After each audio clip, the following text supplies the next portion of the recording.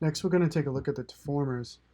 Deformers are up here in this menu. You can see we have bend, bulge, shear, taper, twist, formula, and wind. And then we have this explosion effect, which is kind of different. Now, these are kind of modeling tools because you can take an object, a primitive or any shape, and you can do these things. And they're pretty explanatory, self-explanatory, but there's a way that you need to work with them.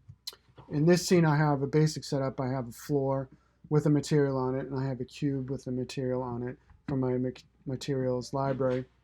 And what I want to do is I want to explore some of the options here. So just look at the cube settings first. You see that it's 200 by 200 by 200. It's sitting on the floor, and it has only one segment. And with any kind of deformer, that one segment is not going to do a lot for us.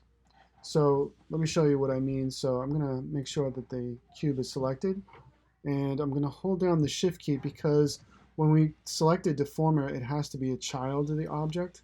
So I'm going to choose the bend deformer. That'll become a child of the cube. And now you'll see that the bend object is here, and I have some options for the bend object itself. So I have a strength and an angle option.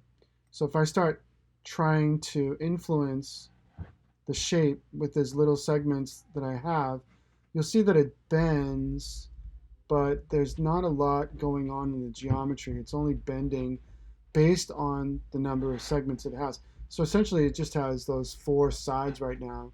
This is kind of a cool effect, but it's not really what we want.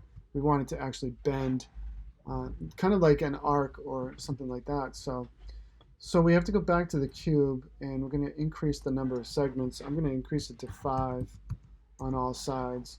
And with the grade shadings on, with the lines on under display, we can see all the different segments. So now if we go back to the bend and we start playing around with the strength, you'll see that it bends more like expected. So because it has more segments, can actually do things. And I can see this, if you had an HVAC duct or something like that, and you wanted to bend a corner, you can actually do that. Notice that this isn't that smooth though. It's still kind of angular. So the more segments we give it, the better or the smoother it's going to be. We can also provide smoothness with Subdivision Surface if we wanted to do it that way as well.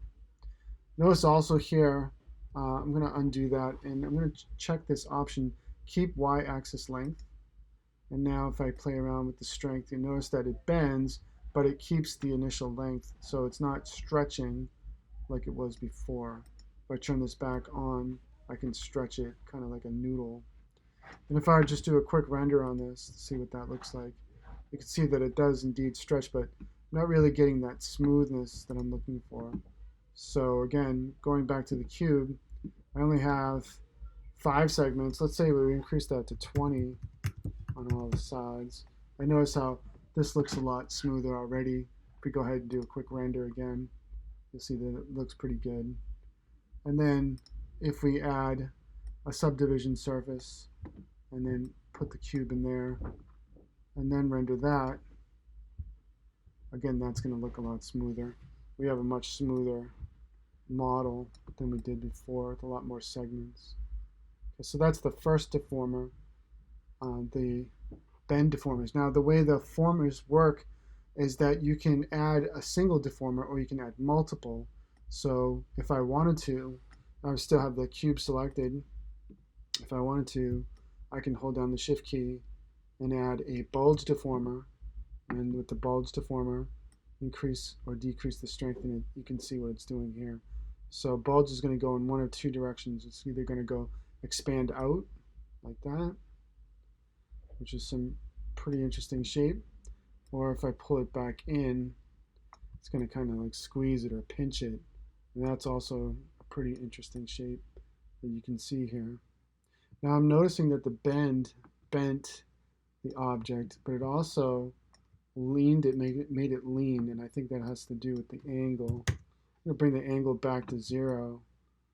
That's what was going on there. So again, pretty interesting object here. I created with a couple of deformers, and if I render that, you'll see you get this really interesting shape. So some things that you can create with just its primitives and deformers. And we're going to take a look at the other deformers that are available to us. So far we looked at a bend deformer and the bulge deformer. In the next video, we'll take a look at twist and taper.